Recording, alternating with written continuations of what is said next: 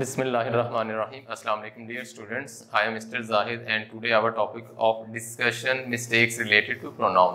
जी बेटा, इसका first lecture हमारा हो चुका था, उसमें हमने इसके चंद रूल्स डिस्कस किए थे।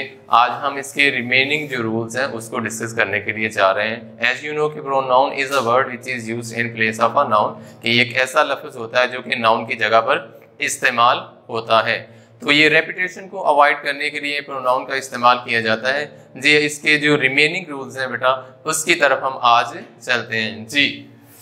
The emphatic pronouns can't be used as subjects. Emphatic pronouns, इनको हम सब्जेक्ट के तौर पर इस्तेमाल नहीं कर सकते, या रिफ्लेक्सिव प्रोनाउन जिस चीज़ पे हम जोर देने के लिए, यानी कि रिफ्लेक्सिव प्रोनाउंस को जब हम किसी स्ट्रेस के लिए इस्तेमाल होता है तो वो एम्फेटिक हो जाता है। तो एम्फेटिक प्रोनाउंस को कभी भी सब्जेक्ट के तौर पर इस्तेमाल नहीं किया जा सकता। जैसे कि फर्स्ट सेंटेंस है आवरसेल्व्स एंजॉयड द ट्रिप। तो आवरसेल्व्स एंजॉयड द ट्रिप ये इनकरेक्ट होगा। तो इसके सामने हम प्रोनाउन जब तक नहीं लगाएंगे तो यहाँ पे हम लिखेंगे वी आवरसेल्व्स, कि we ourselves enjoyed the trip. तो यहाँ पर वी का आना मस्ट है, otherwise it will be incorrect.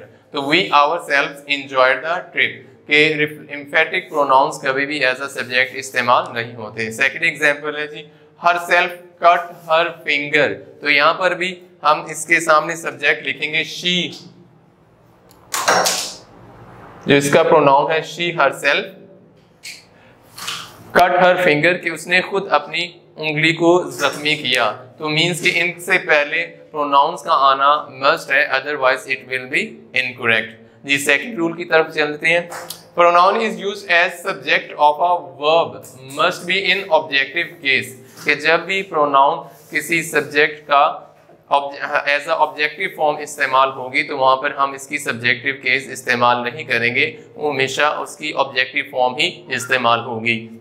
Example है she helped I in studies. तो यहाँ पर आई की जगह पर आई इनकरेक्ट होगा, तो ये सब्जेक्टिव फॉर्म है, यहाँ पे इसकी ऑब्जेक्टिव फॉर्म मी यूज होगी। She helped me in studies, के उसने तालीम में या पढ़ाई में मेरी मदद की। अच्छा, नेक्स्ट एग्जांपल है टीचर पनिश्ड ही स्टूडेंट्स। तो यहाँ पर भी ही एज अ सब्जेक्टिव केस है, तो प्रोनाउन की यहाँ पर भी ऑब्जेक्टिव केस यूज करेंगे। द टीचर पनिश्ड ही नहीं आएगा, यहाँ पर हिज आएगा। The teacher punished his students, it will be correct, कि उस्ताद ने अपने तलबा को सजा दी। तो जब भी प्रोनाउन एज अ ऑब्जेक्ट आएगा किसी भी सेंटेंस का, सब्जेक्ट का या वर्ब का ऑब्जेक्ट बनेगा, तो वहां पे हम इसकी ऑब्जेक्टिव केस यूज करेंगे, ना कि इसकी सब्जेक्टिव केस यूज करेंगे। अच्छा, नेक्स्ट हम रूल की तरफ चलते हैं। If more than one pronouns are used in sentence, the order of a pronoun for good purposes, third person है, टू फर्स्ट सेकंड पर्सन है and one person first person है। मींस कि अगर एक सेंटेंस है उसमें more than one pronoun use हुए हैं, फर्स्ट पर्सन भी हुआ है, सेकंड भी है, थर्ड भी है, अगर वो एक गुड पर्पस को रिप्रेजेंट कर रहा है तो उसमें जो ऑर्डर होगा प्रोनाउंस का, वो फर्स्ट हम सबसे पहले थर्ड पर्सन यूज करेंगे, फिर सेकंड, फिर फर्स्ट करेंगे। जैसे I you and he help the poor, कि मैंने, तुमने और उसने गरीबों की मदद की। तो ये जो ऑर्डर ऑफ प्रोनाउन है ये इनकरेक्ट है। तो यहाँ पे जो करेक्ट ऑर्डर आएगा ही यू एंड आई बनेगा। यहाँ पे हम जो करेक्ट ऑर्डर लिखेंगे वो है ही यू एंड आई। तो ये करेक्ट ऑर्डर होगा, ना कि ये नीचे वाला। तो he you and I help the poor, कि उसने, तुमने और मैंने गरीबों की मदद की। अच्छा, नेक्स्ट है जी इफ फॉर बैड पर्पसेस, कि अगर इसी तरह मोर देन वन प्रोनाउन अगर एक सेंटेंस में यूज होते हैं तो वो अगर बैड इंटेंशंस को जाहिर करते हैं या किसी मिसचीफ को या गलती को जाहिर करते हैं, तो वहाँ पे जो ऑर्डर ऑफ प्रोनाउन होगा वो फर्स्ट, सेकंड एंड थर्ड, के सबसे पहले फर्स्ट पर्सन आएगा, फिर सेकंड पर्सन आएगा और लास्ट में थर्ड पर्सन आएगा। जैसे you I and Ehsan were caught making mischief, कि तुम, मैं और एहसन शरारतें करते हुए पकड़े गए। तो यहाँ पर भी हम यूज करेंगे, पहले फर्स्ट पर्सन आएगा जी I you and Ehsan, I you and Ehsan, I you and Ehsan were caught making mischief. तो इसमें जो करेक्ट ऑर्डर आएगा फर्स्ट, सेकंड और थर्ड जो प्रोनाउन है, फर्स्ट पर्सन, सेकंड पर्सन और थर्ड पर्सन के हिसाब से आएगा। तो I, you and Ehsan were caught making mischief. तो ये बात ज़हन में रखनी है कि अगर किसी गुड पर्पस, अच्छे मकासद को सेंटेंस रिप्रेजेंट कर रहा है तो वहाँ पे जो प्रोनाउंस का ऑर्डर होगा वो third person, second and one. And अगर वो एवल इंटेंशंस को जाहिर करता है, बैड पर्पस को जाहिर करता है, किसी शरारत मिसचीफ को जाहिर करता है, तो वहाँ पे हम जो ऑर्डर होगा first person, second person and then third person इस्तेमाल होगा। जी नेक्स्ट रूल की तरफ हम चलते हैं। If all or both is used after then, वो use objective case of a pronoun के अगर ऑल या बोथ यूज होता है देन के बाद, ऑल या बोथ ये वर्ड इस्तेमाल होता है देन के बाद, ऑल आता है या बोथ यूज होता है किसके बाद, देन के बाद, देन के बाद होता है, तो वहां पे हम जो ऑब्जेक्टिव केस है प्रोनाउन की वो इस्तेमाल करेंगे, ना कि सब्जेक्टिव यूज करेंगे।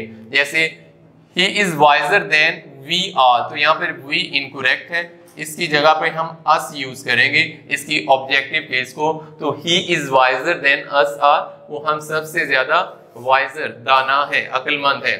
She is more intelligent than they both, अब यहाँ पर देन दे बोथ ये देन है, उसके बाद हमने सब्जेक्टिव फॉर्म ये यूज हुई है, तो जो इनकरेक्ट यूज होगी तो यहाँ पर दे की जगह देम यूज होगा, THEM देम। तो she is more intelligent then them both, कि इन दोनों से वो ज्यादा ज़हीन है, कि मीन्स के देन के बाद अगर ऑल इस्तेमाल होता है या बोथ यूज होता है तो वहां पे हम सब objective case of a pronoun का इस्तेमाल करेंगे।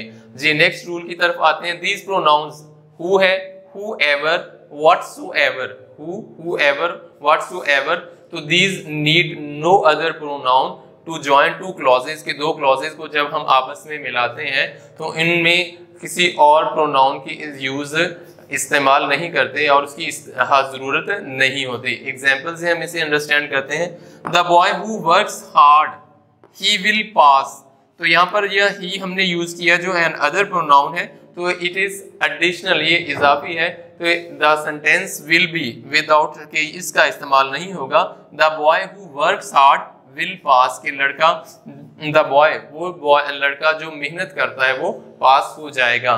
सेकेंड एग्जाम्पल की तरफ आते हैं। Whoever does the best he will get a reward, तो यहाँ पर अगेन ये थर्ड पर्सन जो ही है ये इस्तेमाल नहीं होगा क्योंकि यहाँ पर whoever का इस्तेमाल हुआ है, तो इसके साथ हम प्रोनाउन जो और है उसका जरूरत नहीं है।